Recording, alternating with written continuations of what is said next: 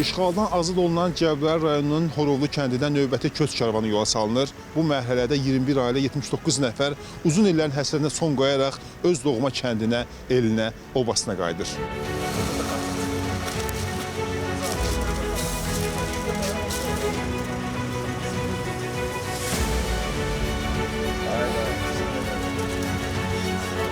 Bugün bizim en xoş günümüzdür. Öz elimizə, obamıza gedirik. O şəhidlərimizə Allah onlara rəhmət eləsin. Allah o dünyalarını versin. Qazilərimizə də can sağlığı arzulayırıq. Bütün əziyyəti olan insanların hamısına belə can sağlığı arzulayırıq. O yolda şəhid olanlara da Allah'tan rəhmət diləyirik. Ailə üzvlərimin hamısı ilə gedirik. Yani burada qalanımız olur, hamımız gedirik. Bugün o əvvəlkindən də gözəldir, sevinə-sevinə gedirik.